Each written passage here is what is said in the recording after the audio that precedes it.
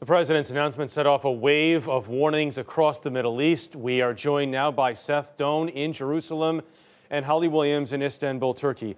Seth, to you first. What does this do to the immediate prospects of the peace process? Well, it really depends, Jeff, on who you're asking. On the Israeli side, you have many who were overjoyed. Israeli Prime Minister Benjamin Netanyahu came out right after and with a statement and said that in the great 3,000-year history of the Jewish people's connection and belief that Jerusalem was their capital, this was a significant day. On the other hand, you have Palestinians who feel exactly the opposite. The Palestinian President Mahmoud Abbas said that he believed that this disqualified America, disqualified the U.S. from being a negotiator. And we asked one senior Palestinian official about President Trump's reputation of being a deal maker, and she laughed at us. She said the ABCs of deal making are not to give everything to one side, and this is how this is being viewed as by Palestinians. Holly, Turkey's president says this is crossing a red line. Why?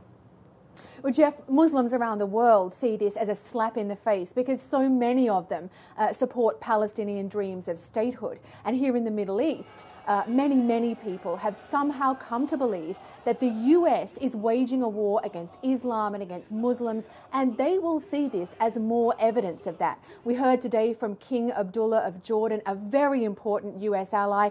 He was here in Turkey meeting with President Erdogan, and he said that this move could fuel extremism and undermine the war against terrorism. But the criticism isn't just coming from Muslims. European leaders and China have both voiced their concerns. And today, even the Pope spoke out, saying that he prayed that wisdom and prudence would prevail. Seth, are you seeing protests now, and what might you expect in the days to come here?